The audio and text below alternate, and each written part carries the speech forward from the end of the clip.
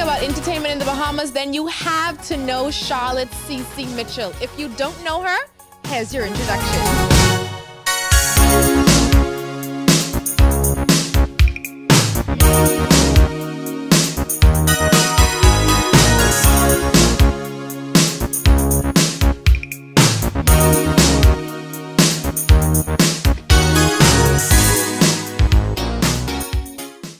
Welcome back to Personal Space, everyone. I am here with Charlotte CeCe Mitchell. Thank you so much for sitting with me. Oh, you're welcome. It's a pleasure. If y'all didn't know, she was one of my inspirations when I wanted to get into entertainment media and entertainment journalism. I watched all your shows, a lot of your videos, and I was just like, okay, I have to do that later.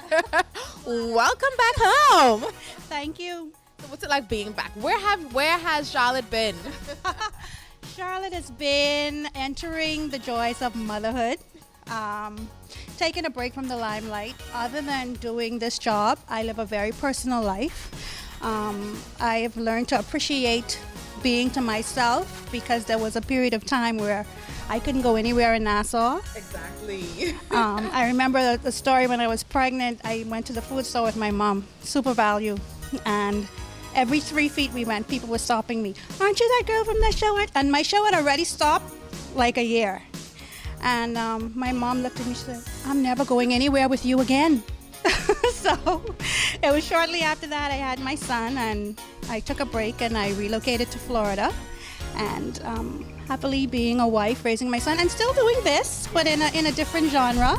You know, but entertainment will always be my first love. I'm very proud of the work I've done looking back now. I was highly criticized when Island Groups launched in 1999.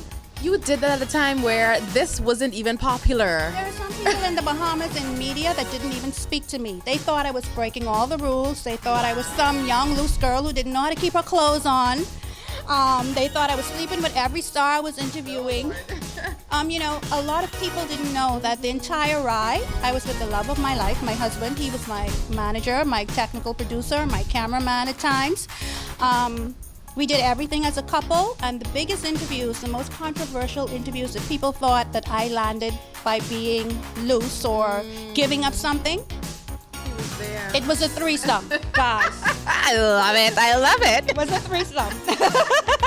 For those who may not know, tell everyone who's watching where they may have seen you, some of the work you did back then. This lady has interviewed people like Beyonce, Destiny's Child, Cisco, I think I saw a video with.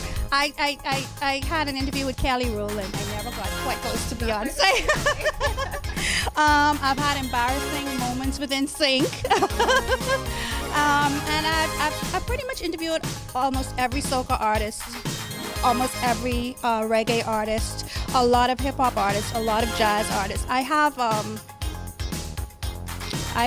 footage and files of about probably 1,000 interviews. And today we have a lot of entertainment shows. I have a few myself that I am doing, and we have other people out there who are trying to break into this web entertainment thing here in the Bahamas.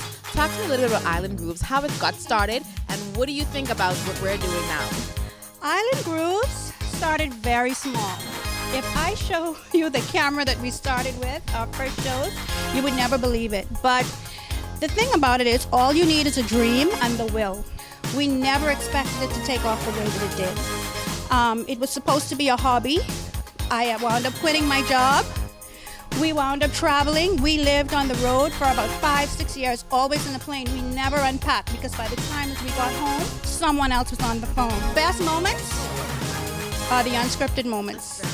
The stories where everything went wrong on the road. It's the experience, and you grow from it, you learn from it, you mature, and you learn to open yourself up, you know, and what you should want to do after you've gained all that experience is you want to share it with the up-and-comers. And so it gives me pride, great pride, to see all of the inspirations coming to fruition. A lot of people don't come and tell me, you know, well, you were the inspiration, I watched you. I appreciate you for saying that. But you kind of know. You can watch the things and you can see your influence in them. And I don't need them to say it to me, but just seeing it makes me feel good. Welcome to those of you joining in. Thanks for logging on. And coming to you from the Island Grooves Entertainment News Desk, I'm CeCe Mitchell. Keep it locked. We're going to be right back, right here on the show that's keeping you in the know, taking you where you want to go. Stay tuned.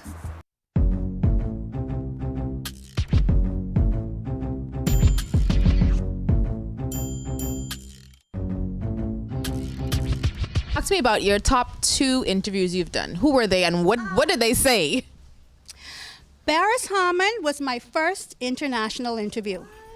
That's a big one. That's a big one for the first. I would have said lucked out 10 years ago, but I'm going to say now that I was blessed. It was divine intervention, the way that I got that interview. He was so open to me. He's not a man known for giving many of those. And I was so nervous. The only thing I said to myself was just be yourself, forget all the rules, because let me tell you, me and the mic weren't friends when I started. Really? No. Well, you can't tell that now. I don't think I learned how to hold the mic properly till my second year. It's kind of awkward sometimes, to be quite honest. Yeah. People used to see me in the street and say, you know, you're great, but you choke in the mic. Show us how you used to hold the mic. Like this.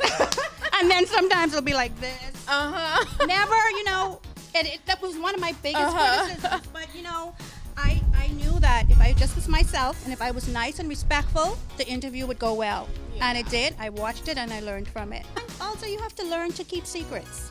And ooh, I love that. I just say that plainly because, people pretty it up. But as a journalist, it's your duty to keep what needs to stay in the vault and to reveal what's supposed to be revealed. I could have been rich by now. All the gossip and stuff, eh? Yeah. Wow. I mean, the footage that I have of international entertainers, I'm sure I could have been a millionaire off of TMZ. I think me and CeCe need to have a little private screening, maybe. A little private screening. We're going to see you in front of the camera again? Yes, I am preparing right now. I'm doing something that's more relevant to my age group, my lifestyle. I'm focusing more on island and Caribbean life. Focusing more on women's issues. I think you started to see me put a few of those stories out there.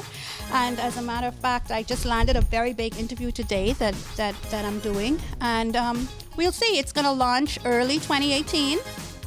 And we're relaunching Island Grooves, a new face, a website, a show, everything. So just look for it. It'll be more meaningful. That is big news. Y'all, little children out there who don't even watch TV or who ain't grow up watching TV, this is big news. And you got it first on Personal Space. Charlotte, thank you so much.